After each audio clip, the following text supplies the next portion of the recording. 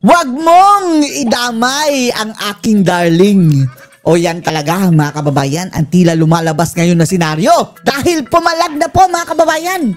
Pumalag na ang ating Pangulong si BBM dito kay Zaldico dahil sa pagkakataong ito mga kababayan, nadamay na ang kanyang asawa na si Liza Araneta.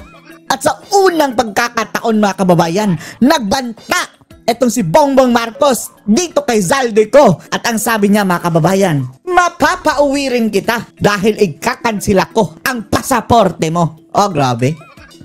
World war na mga kababayan. Tapos etong si Zaldico, buong pamilya na ang dinawit mga kababayan. Buong pamilya ni BBM ang inimplicate niya sa kurakutan. Mula kay Bangag mga kababayan, kay Admiral hanggang kay Charis Pempenco Sandro Marcos. Grabe, panoorin niyo po ha. Nakasaad dito sa First Lady Lisa First Marcos. Lady! Oh, implicated na sa First Lady. Pero not surprising mga kababayan, not surprising. Matagal na yung sinasabi ni Maharlika. 2022 pa lang mga kababayan, alam na. Mo ang may hawak sa mga rice importers. Oh, Kahit maglabas ka na ng video ng lahat ng kasinungalingan mo. Oh, video ng lahat ng kasinungalingan mo. What if What if magkatotoo yang hiling mo? Maglabas talaga ng video si Zaldico mga kababayan. Lalong-lalo na yung video ng pagiging addictus benedictus nito. Wag mong hamunin. Baka magsisisi ka. Kapag destabilize sa gobyerno, gusto kong malaman mo, Zaldi. Zaldi! Makansila pa rin ang passport mo. Hindi ka na makakatakas. Hindi ka na makakatakas. Bakit? Kailan pa naging hawak mo ang batas, BBM? Ang pagkansela ng passport mga kababayan ay kahit presidente ka, hindi mo yan kayang gawin. Dapat kang sumunod sa batas. Ibe-bend mo na naman ba ang law? Go ahead. Go ahead. Dinamay kasi ang kanyang asawa mga kababayan sa pagkakataon ito. Kaya nag-alboroto. Mayroong video war si Zaldico at ang Pangulo at kani-kanya silang pasabog ng mga iskandalo. Kaso nga lang mga kababayan, walang bumili doon sa video ni BBM. Mas marami kay Zaldico mga kababayan. Grabe. Milyon ang views in a matter of minutes lang mga kababayan. Blackmail ang alegasyon ni PBBM sa kampo ni Ko. Kinalagkad naman ng dating mambabatas ang buong pamilya ng Pangulo. Bakit ka naman magpapa-blackmail? Anong pang-blackmail sa'yo? Yan ang katanungan mga kababayan. Kung wala kang tinatago, wala kang kalansay, wala kang ginagawang masama, walang pwedeng ipang-blackmail sa'yo. Habang nagbabatuhan ng alegasyon, ang ICI umaksyon. 8 contractor ang pinasasampulan sa Office of the Ombudsman. 8 contractor. Congressman na contractor mga kababayan. Tapos, sa 8 iyon mga kababayan, wala ni isa nung mga kababayan, miyembro ng Tuwadcom. Ay nako. Diba? Notado na yan. Dong Gonzales mga kababayan, contractor. Adyong contractor. Sina JJ Suarez. Yung mga Tuwadcom mga kababayan. Wala ni isa sa kanila ang na-implicate. Inilabas na ni Zaldico ang final installment ng kanyang pasabog. Kung sa mga unang video si PBBM at Presidential son Sandro Marcos lang ang kanyang idinawit, ngayon the family that steals together will put down the country together. Sama na si First Lady Lisa. Ang detalye sa agenda report ni Joe. Corina, alam mo. Family friend kayo eh. Don Manalo. Ayan eto na mga kababayan Ang 3 kurakot, sabi ni Zaldico. Pamilya ng mga kurap, sabi ni Zaldico. Buong pamilya Marcos na ang damay sa tila pinakamalaking corruption scandal ngayon. At hindi na lang daw flood control projects ang pinagmumulan nito. No? Sa isa na namang panibagong video ni former House Appropriations Chair at resigned ako Bicol Party List Representative Zaldico, idinetalya naman ito ang kinalaman ni First Lady Liza mga agricultural products sa Araneta Marcos. Yan sa umano'y importasyon. Sino sininyasan niya mga kababayan ng ganyan? Sino yan? Kausap niya. Ayun yung sinasabing crush niya mga kababayan, si John Wick. John Wick. Ganyan John Wick sa umano'y importasyon at overpricing ng sibuyas sa bansa. Ani ko, hawak daw ng kapatid ni First Lady na si Martin Araneta ang mga kita mula sa importasyon ng sibuyas. Kung matatandaan niyo, noong 2022, nagkaroon po ng investigasyon sa Kamara. Kung matatandaan ninyo, mayroon din parang accent ito si Zaldico, no? Na pinangungunahan ni Congressman Toto Swansing dahil sobrang taas ng presyo. Kaano-ano yan si Toto Swansing tapos etong mga kababayan, head sa appropriation ngayon? Di ba Swansing din yun? Dahil sobrang taas ng presyo ng sibuyas. Umabot ng 600 pesos kada kilo. Yung dapat ay nasa 80 pesos lang. Doon lumabas ang pangalan ni Martin Araneta bilang isa sa mga nasa likod ng kontrol sa importasyon ng sibuyas. Tapos mga kababayan ang katakataka na notado na yun mga kababayan na mayroong mga smuggling queen, ang king, ganyan. Nag-umpisa na sanang mag-imbestiga tapos biglang nawala. Natigil ang investigasyon mga kababayan o yun pala daw mga kababayan. Si Lisa Araneta na ang napa-stop sabi ni Zaldico. Pero hindi po natuloy ang investigasyon. Hindi pa natuloy. Hindi umano natuloy ang isinasagawang investigasyon noon dahil si First Lady ang may kontrol sa importasyon. Ang Disney princess natin mga kababayan. Eto mga kababayan, ang isa sa mga pasimuno ng gulo dito sa Pilipinas mga kababayan. Matapos umintrada ito umiksena, ay nagkanda leche-leche na ang ating bansa. Simula nang pumasok ito talaga mga kababayan si Lisa Araneta.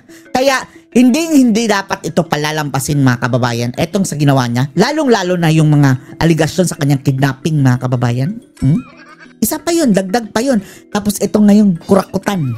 Pangingialam din mga kababayan sa posisyon sa gobyerno. At may kinalaman din umano dito si dating House Speaker Martin Romualdez. Pambaluslos. Ang sabi ni Speaker, tinawagan daw siya ni First Lady Lisa Marcos at ipinapatigil ang investigasyon. Kaya stop it! Sabi niya, walang natuloy at walang naparusahan. Ganito wala talaga rin daw ang nangyari sa pag-aangkat ng bigas sa bansa. Yung bigas din, inismuggle din mga kababayan. Pinasok din ng kartel. Then eto sabi ni Zaldico, ang kartel si Lisa lang pala. 2023, iminungkahi raw ni Ko kay Romualdez na mag-angkat sila ng 13 million tons para sa buong taon para raw mapababa ang presyo ng bigas ng hanggang 22 pesos per kilo. Pero hindi raw ito inaprubahan ni President Bongbong Marcos. Kaya ninais na raw niyang makausap sina DA Secretary Francisco Chu Laurel at former Finance Secretary at ngayon Executive Secretary. Ang laki ng tainga ni Mr. Vat mga kababayan, ni Vatman. Ralph Recto. Noong 2024, kinausap ko ulit si Speaker Martin Romualdez na kung pwede makausap namin si Secretary Laurel Chu ng Department of Agriculture at Secretary Ralph Recto ng Department of Finance para maibaba ang taripa ng bigas mula 35% to 15%. Sinabi ko kay Speaker Martin Romualdez na kung pababayaan natin ang patuloy ng pagtaas ng presyo ng bigas at umabot ito sa 60 pesos kada kilo, siguradong magagalit na ang taong bayan.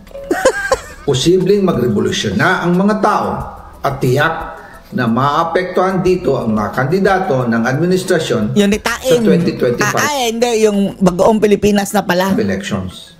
Ayon kay Ko, nangyari raw ang nasabing pagpupulong na inabot daw ng hanggang alas 2 ng umaga. Pero dahil di rin bumaba ang presyo ng bigas matapos ang ilang buwan, iminungkahi na ang investigasyon sa ilalim ng House Quinta Committee. Meron kasing kartel na nasa likod niyan mga kababayan Tapos, alam nyo, yung solusyon ni BBM dating yan, executive order. Dapat 40 lang daw mga kababayan ibebenta ang bigas. Paano yan? Sa palengke mga kababayan, lugi na sila dahil ang kuha nila 42 na. Nagbebenta ka ng palugi.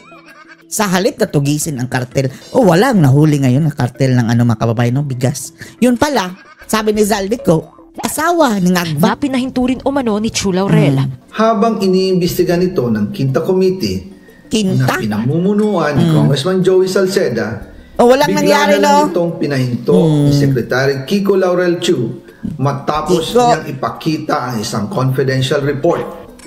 Nakasaad dito na sa First Lady Lisa Marcos mismo ang First Lady sa mga rice importers. Ayon, the smuggling queen. Ayon kay Secretary Laurel, Maaapektuhan daw ang First Lady kung itutuloy ang investigasyon. Dahil kasama raw nila sa Vietnam visit ang ilang importer ng bigas. At nag-dinner Wala kaming pakay kung maapektuhan yan. Tumawag rin umano kay Ko sina Romualdez at House Majority Leader Sandro Marcos para iutos ang pagpapatigil sa mga investigasyon patungkol sa rice smuggling anomaly. Pati flood control mga kababayan, pinatigil ni Sandro. Magkasama kami ni Speaker Martin Romualdez nang tumawag si Congressman Sandro Marcos. Dumating din si Secretary Laurel Chu sa Manila Polo Town House. Parang natutulog lang si siya pinagalitan ni Speaker dahil inilabas niya ang confidential report na nagdidiin sa First Lady na-implicate si Lisa sa issue ng rice smuggling. Agad namang pinagulaanan ni Chu Laurel ang mga akusasyon ni Ko.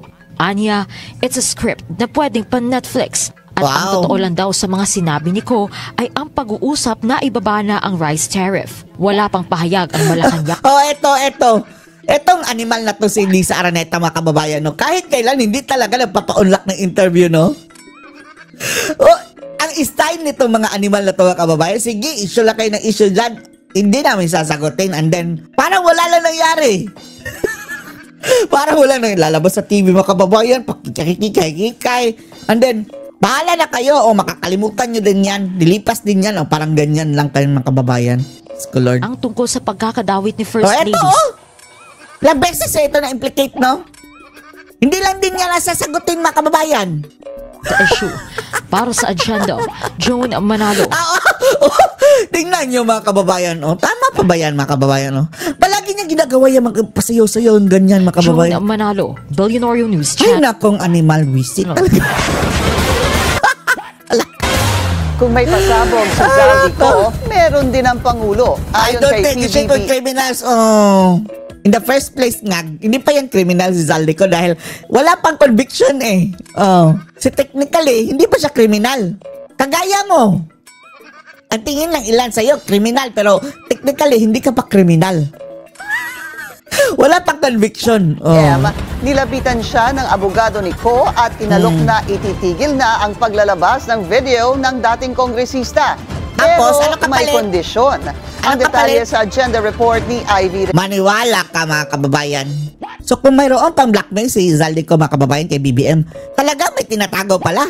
Parang indirect na itong pag-amin din mga kababayan. Tinangka umanong i-blackmail ng kampo ni Zaldico ang Pangulo. Blackmail, Pinapitan po kami. Sige, anong sabi nga? Ang abogado ni Zaldico. Bakit hindi mo pinahuli? Hindi po namin kakanselihin daw ang passport niya, hindi na raw siya maglalabas ng video. Hindi pa nga pinansila eh. Pinansila na ba mga kababayan? Wala pa namang hakbang ng pagkakansila. Pero matagal lang naglalabas ng video si Zaldico. Lokohin nyo nung ulul nyo, BBM. Matagal lang naglabas ng video si Zaldico. Mariin itong tinabla ni PBBM. Anya, I do not negotiate with criminals. Kahit maglabas ka na ng video ng lahat ng kasinungalingan mo na pag-destabilize sa gobyerno. Pero yung pagnanakaw, mga nagnanakaw dyan, hindi yan pag-destabilize. Kasali ka nga. Kasali ang iyong asawa. Kasali ang iyong anak. Di ba itong mga kurakot ang nagde-destabilize sa gobyerno mga kababayan? Gusto kong malaman mo, Zaldi, makakansila pa rin ang passport mo. Dahil dinawit mo na ang aking darling. Galit na si Ngagba mga kababayan nung na-implicate na si Lisa Araneta. Hindi ka na makakatakas. Wala kang takas. Hulihin mo na. Sige nga. Yan ang expertise nila mga kababayan eh. Yung mangtugis ng mga tao. Parang hunting mga kababayan. Parang mayroon silang pleasure niyan. Sige, tugisin nyo. Justisya. Itinanggi naman ng Justisya abogado pang pinagsasabi. ni Zaldico ang umano'y pang-blackmail sa kanyang mensahe sa Billionaire News Channel. Kasuhan mo, Manong. Sinabi ni Attorney Roy Rondain na wala siyang nakausap sino man sa gobyerno. Hindi rin daw niya kontrolado ang paglalabas. Talaga no? Kung ikaw mabablackmail sa presidente mga kababayan, hindi ka mahuhuli.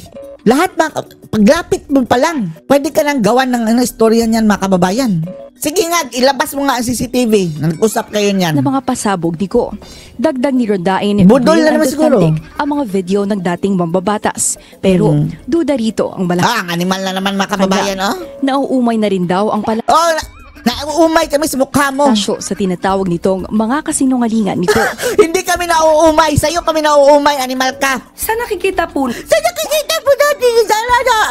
Forward natin mga kababayan itong ngusok na to. Visit itong taong ito mga kababayan. Tingnan mo itsura. Hindi issue kung artificial intelligence o AI ba ang mga video ni Ko dahil hindi naman daw ito dinisown ng kanyang kampo at wala rin itong pahayag sa ngayon kung nahack ba ang kanyang social media account. Hindi yan AI mga kababayan. Mayroon bang AI mayroong dokumento?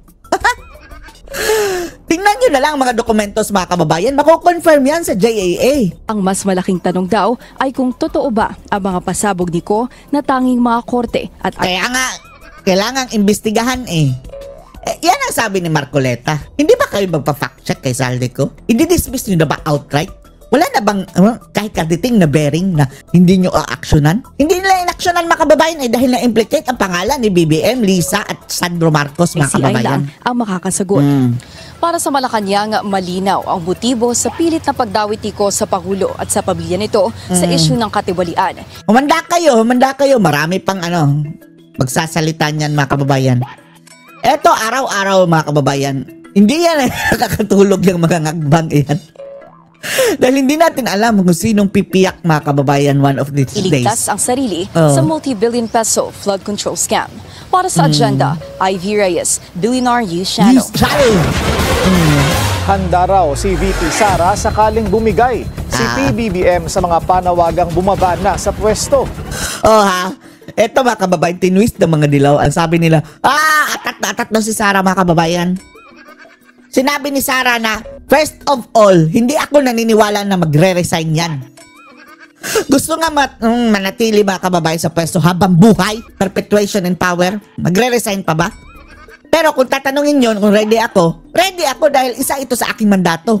Gitna ng flood control corruption scandal. Anya, para sa kanya ang kanyang mandato bilang pangalawang pangulo. Nararapat na mga kababayan na ibigay na natin kay Sara, pa-resignin na yan si BBM dahil maawa kayo sa Pilipinas. Etong kahihiyan na dinala ni BBM sa Pilipinas, wala nang lunas. Of course. There is no question about my readiness. I presented myself to you when I was a candidate for Vice President. With the understanding that I am the first in line in succession. Matapos niyan, tinawag na political destabilizer ng Malacanang ang vice. Ayun! Destabilization na daw ng mga kababayan. Destabilizer daw si VP Sara. Ang mga attack dog na naman mga kababayan, ni Bangag ang nagsasalita. And between the President and the Vice President, obvious naman daw sa lahat kung sino ang nagtatrabaho at tatrabahong nagnanakaw. Lord.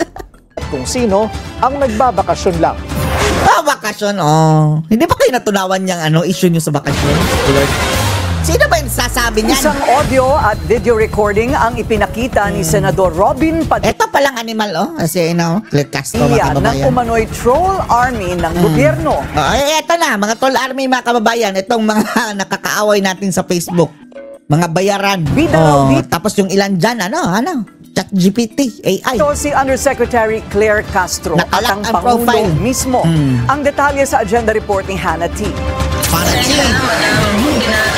Ginagawa naman po namin lahat yung mga script na pino-forward sa amin Sinunod naman po namin. Puro nga kayo palpak Lumabas na voice recording. Tila nasaway si Senator Robin Padilla sa inilabas nitong di umano'y voice recording ni Palace Press Officer Claire Castro na may kausap na vloggers. Doon sinasabi raw ni Castro na tila palpak ang mga vlogger na nakuha ng kausap niya. Hiniling ni Padilla na makapagbigay linaw dito ang presidente. As if naman din si Claire Castro, mga kababayan. Hindi palpak. Sa pagiging PIO, Press Information Officer, palpak. Sa pagiging vlogger, palpak din yan si Claire Castro. Communications Office. Lalo na't sinabi nilang wala raw silang troll army. Pero iminungkahi ni Senate President Tito Soto na imbis namang... ang sumupalpal mga kababayan, si Tito Soto mismo. Diyos ko Lord. Ikaw ba si Claire Castro Soto? Talaga, Lalo na't hindi sigurado si Padilla kung kanino ang boses ng mga ito, dalhin na lang daw ito sa NBI para maimbestigahan. Hindi ko po sinasabing sa inyo galing ito, Popo. ang sinasabi lang po nila, ito daw po ay boses ng USEC. Sa totoo lamang po ba? Sino po ba ito? Instead of Bakit ikaw sumasagot, tuta? naming somebody that we're not sure of, why don't we use... Ang tinatanong ni mga kababayan ni Robin is yung kalbo na taga-PCO. Send it to the NBI for voice print. Imbis na nangungula tayo, nagbabagay tayo ng pangalan. Because You're mentioning the name of Yusek or Atty. Castro. It's unfair for her. To the rescue, animal. Voice print na lang sa NBI. Ang purpose niyan, mga kababayan, is imbestigahan itong troll farm ng Bangag, mga kababayan, dahil simple lang naman simpleng patunayan, mga kababayan, itong mga minion ni Bangag. Tingnan nyo na lang ang post nila, mga kababayan. Sa kanyang profile mismo, pati kay Lisa. Tingnan nyo mga nagko-comment dyan. Talagang mga AI, mga kababayan, at saka mga trolls. Bayaran. Now, ang issue dyan, mga kababayan, kung sarili nilang pera, okay lang. Pero gumagamit yan ng pera ng gobyerno, sigurado tayo, mga kababayan. Yan ang pinupunto ni Robin Padilla. Ganito rin ang suggestion ni Senator Loren Legarda na budget sponsor ng PCO sa Senate plenary. The voice print and the authenticity of the recording. Authenticity?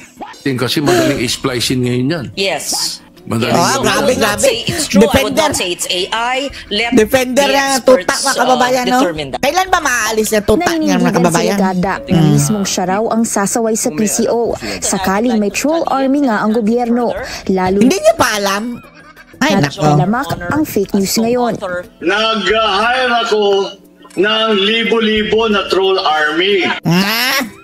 Sila lang din ang gumawa niyan, mga kababayan, tapos pinakagat. Patibong yan nila, mga kababayan. Dahil once na i-share mo yan, kakasuhan ka. Matapos ang recording, sinundan naman ito ni Padilla ng isa namang di umano'y video ni Pangulong Bongbong Marcos sa isang election campaign na nagsabing nag-hire siya ng troll army. Agarang nag-react dito si SP Soto. He meant a joke because tinitira. Wow, si Soto, hindi pala yun AI. Talagang to yun, mga kababayan, sinabi niya. Ang joke is half meant. Tuta. Bakit ikaw sumasagot, tuta? Hindi naman ikaw ang defender ng mga kababayan, PCO. Ang nagde-defend ng PCO is kaatasan, mga kababayan, si Legarda. Siya ng mga troll noon. So ang ginawa niya, kunwari, meron siya sariling troll. Abogado! Naging abogado ni Bangag, mga kababayan. But I assure you that because I know it for a fact. Nilinaw ni Padilla na ang punto joke o hindi, sigurado tayo mayroong troll. Ay kung ang gobyerno... Diba, ang sabi, mga kababayan, nag-hire din yan ngayon na Cambridge Analytica para sa mga propaganda nila, mga kababayan, bago ang election. Mano ay gumagawa ng fake news, paano pa raw ang hindi taga-gobyerno? Kaya naman, bilang chairperson ng Senate Committee on Public Information and Mass Media, isinusulong ni Padilla ang isang panukalang Anti-Troll Farm Act para labanan ang mga troll army na nagpapakita. Yan! Mas maganda yan, mga kababayan. Dahil pwede talagang gawin yan, mga kababayan. Yung isang mga kababayan, computer, tapos napakaraming cellphone ang nakakonect, pwede nilang gawin yan. Alat ng fake news. Hirit naman ni SP Soto, suportahan ang panukala niyang Anti-False Content and Anti-Fake News Act. Diyos ko, Lord. Yung troll farm, mga kababayan, dahil yan maramihan yan. Dahil matagal na raw siyang biktima ng fake news. Mula nang magsimula siya sa karera bilang senador, nagpahayag ng suporta ang PCO at si Legarda sa mga panukalang ito sa gitna ng laban kontra fake news ngayon. Yung libel pala, hindi pala yan. Para sa agenda, Hannah T. Billionaire. Pwede na naman sampahan ng libel. Meron na yung existing na mga kababayan, cyber libel. Ano ka matuta? Hindi ka ba nagbabasa? Pero yan kay Robin, mga kababayan, yung troll farm talaga, wala pang batas niyan, mga kababayan. News Channel. At para sagutin itong kabi-kabilang issue, makakausap natin ngayon si Palace Press Officer. Hala! Eto, mga kababayan, mas maganda pang makinig ka sa naapakang daga, mga kababayan. Yung boses na naapakang daga kaysa makinig ka dito sa basurang ito. Forward! Forward natin! Forward!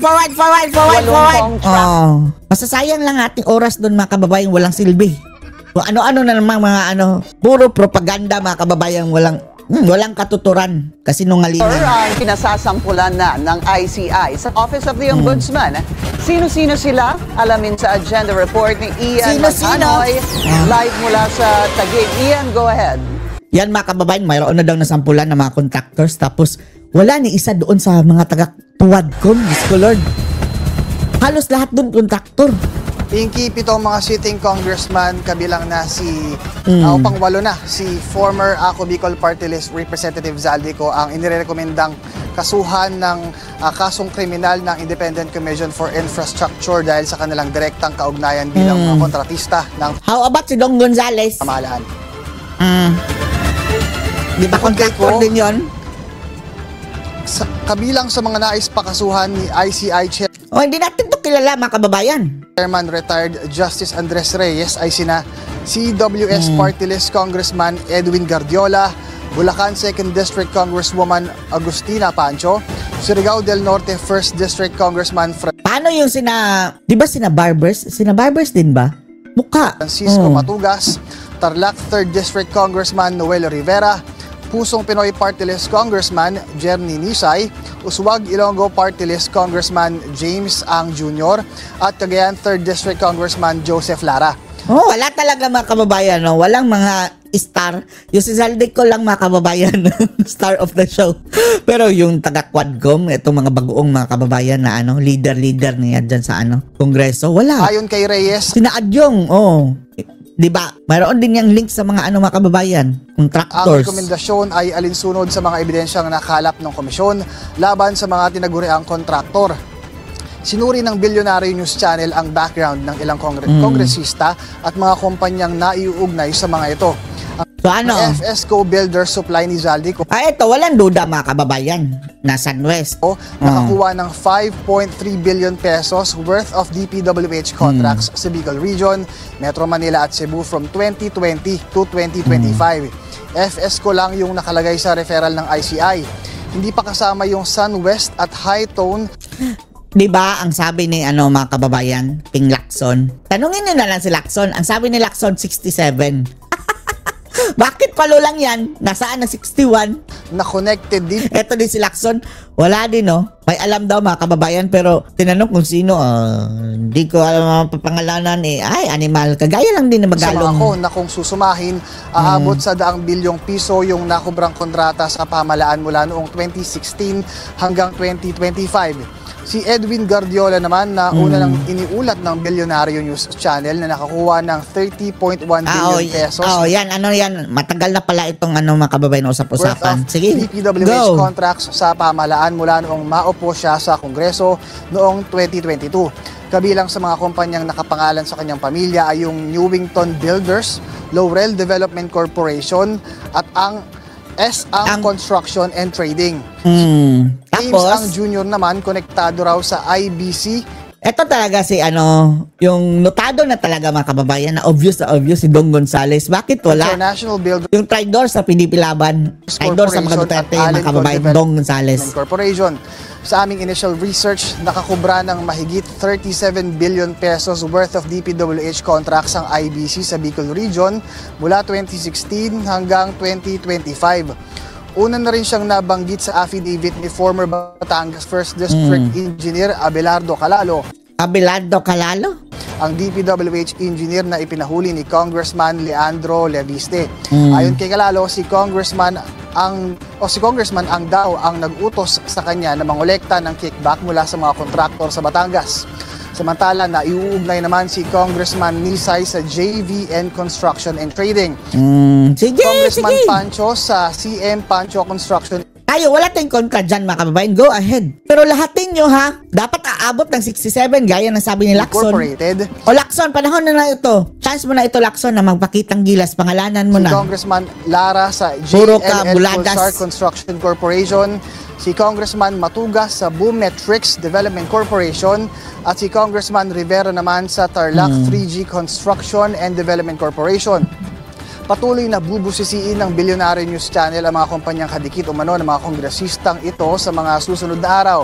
Ayon sa ICI, nasa 1,300 na mga kahina-hinalang kontrata ang nai-award collectively sa mga nasabing Eto mga kababayan, eto. How about yung pinasabog ni Zaldico mga kababayan tungkol kay Sandro? Tingnan nyo daw, yung mga proyekto ni Sandro mga kababayan na Grabe, billion mga kababayan.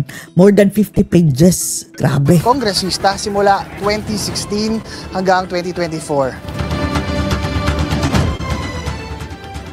No member can be Wala tayong tiwala dito, no? At sa, ito mga kababayan, sa Mr. Wig na ito. Invested in government contracts, franchises, or special privileges during their term. They're also prohibited from intervening. Ang naantay natin mga kababayan, mahulog yung pilukan niya. Sana lumakas ang hangin. Office could influence the outcome. Bago ito, nauna nang nagpasabog si President Ferdinand Marcos Jr. ngayong araw. Ay, nako.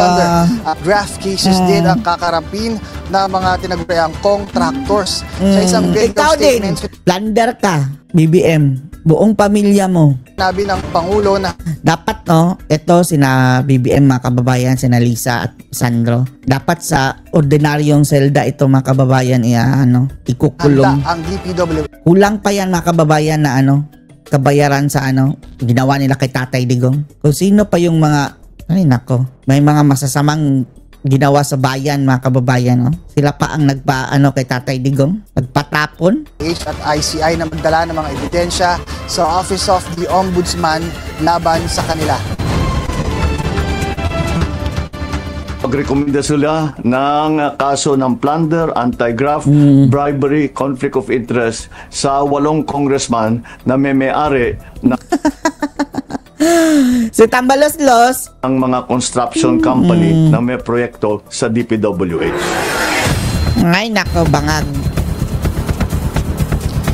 Hindi sa ngayon umaasa si ICI Chairman Andres Reyes Jr. na dahil sa Andres paglutang Reyes ng mga pangalan ng mga tinaguriang contractors ay marami pa mga lulutang na pangalan na sunod namang kakasuhan dahil sa flood control scandal. Pinky? Iyan, naglabas ba ng pahayag yung mga pinakakasuhan? Sige, maglabas kayo ng pahayag. Alam na natin ang anong sasabihin. Bakit kami lang? Marami kami Bakit namimili kayo? Oh, yan ang kanyang pahayag mga kababayan. Yes, Pinky, naglabas ng pahayag sina Uswag Ilonggo Party List Representative James Ang at Cagayan 3rd District Representative Joseph Lara sa kanilang mga social media page. Anong pahayag nila? Ang bait nila, no? Ang rekomendasyon ng paghahain ng ICI ng kaso laban sa kanila. Ang mabait sa nila yan, ni Lara ay kagaya nila Arjo. Nag-divest na siya sa JLL Pulsar Construction at sinabi na wala na siyang nilalabag o wala siyang nilabag na batas. Habang si Ang naman ay walang nilalabag na batas ang mga hudas. Nandigan na malinis ang kanyang malinis! Wow, I love it. Napakalinis. Papunta na sa paputi. Sensya. Pinky, kapwa sila nagsabi na handa raw nilang harapin ang kanilang mga kaso sa proper forum at maisingit ko na rin, sa inilabas na kopya ng referral ng komisyon ay almost 100 billion pesos yung kabuuan na lumalabas na pera na nakubra ng mga nasabing contractors. Oh, grabe, 100 billion makabawi nakubra. Ay, nako. Pinky? Yung 8, iyan, yung sinasabi mo. 8 pa lang yan, So, 67 lahat mga kababayan, 67. Paano na yung 67? Almost 100 billion ang nakuha. Tama ba? Tama po. Tama, Pinky. 100 billion pesos ang kabuuang bilang ng o kabuuang pera na nakubra ng mga 8 kinaguriang contractors na yan, Pinky. Iyan, para mabalikan lang natin. 8 pa lang, no? 100 billion na. Grabe. Ito pa lang yung second time na nag-recommend ang ICI na kasuhan ang mga kongresista. Dahil yung unang beses ay si Zaldico lamang, ex-congressman. Ito ay fresh batch na mga congressmen 7 plus 1. Yung plus 1 ay si dating Congressman Zaldico. 7 plus 1. Tama, Pinky. Ito nga yung fresh na batch ng mga congressman na o sitting congressman na nakasuhan ng dahil sa flood control scandal.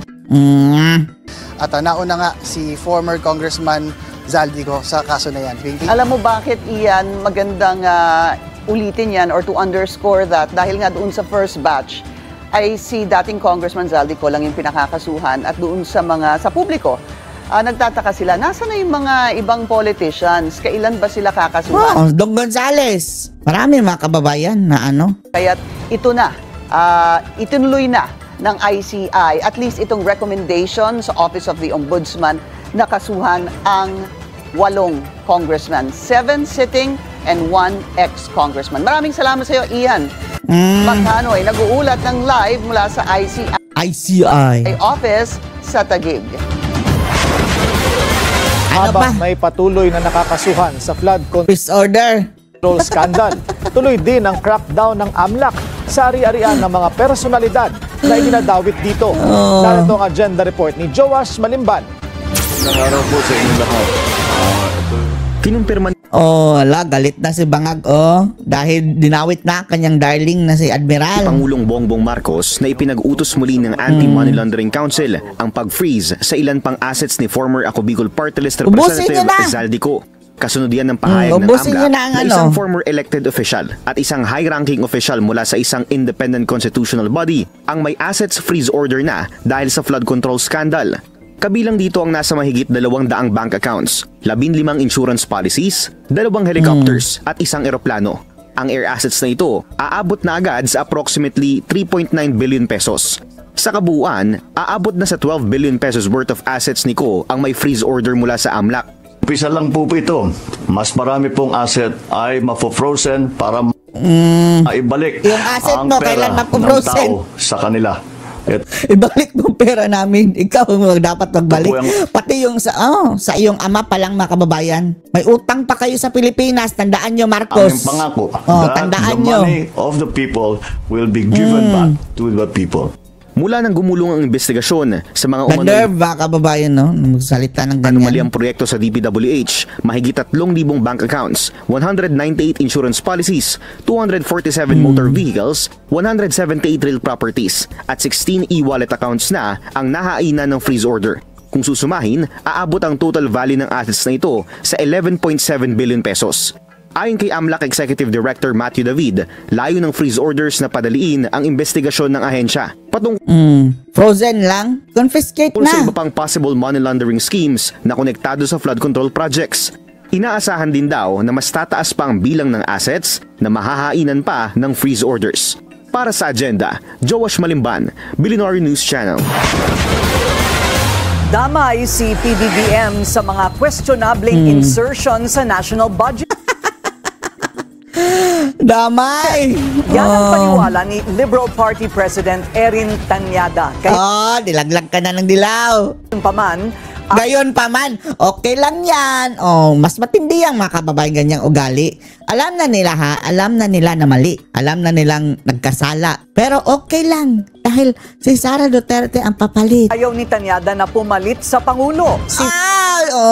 The hypocrisy. Hypocrite na crazy na mga kababayan. Hipokrito na crazy pa. VP Sara. Narito ang agenda report ni Attorney Karen Jimeno. Attorney Karen, pasok! Naniniwala si Liberal Party President Erin Tanyada na hindi safe Basura si PBBM party sa kaduda-dudang insertions sa 2025 budget.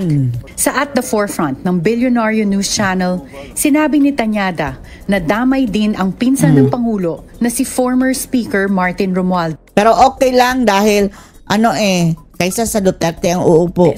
Ang mga animal, na tinatalakay sa kamera ay dumadaan sa kanya.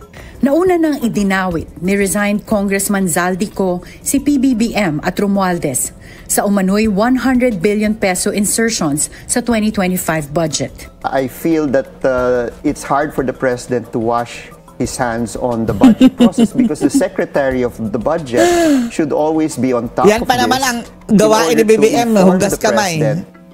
What are the amendments that happened kahit anong hugas, mga kababayan, wala na. That was submitted originally to Congress. Sirang-sira na itong si Bangag, mga kababayan. Sasali si Tanyada at iba pang miyembro ng LP. Puro kayo sigaw-sigaw dyan, mga hipokrito. Corruption rally sa People Power Monument sa Linggo. Kamakailan lang, sinabi ni VP Sara na handa siyang palitan si PBBM kung susunod ito sa dahil tinanong nyo gagawin pa namang issue, mga kababayan. Nung una, sabi na nga ni VP Inday, hindi ko muna sasagutin yan. Tapos insistent, mga kababayan, kinabukasan, tinanong ulit. Sinagot na yes, I'm ready, of course. Dahil yan ang tapos ngayon, mga kababayan, papalabasin nilang napaka-atat na ni VP Sara na umupo. Panawagan ng mga kritiko na bumaba siya sa pwesto. Pero para kay Tanyada, hindi karapat-dapat si VP Sara. Sino karapat-dapat? Ikaw? Mamuno sa bansa. Lalo ka na! Anong hindi karapat-dapat na siya nga may pinakamaraming boto na nakuha, mga kababayan? Minahal ng taong bayan. Ikaw, anong nakuhang boto mo? Inidoro. Ikaw ang hindi karapat-dapat ungas. Huwag kang magsalita ng track record dahil inidoro ka in the first place. Wala ka nga siguro na panalo ng eleksyon?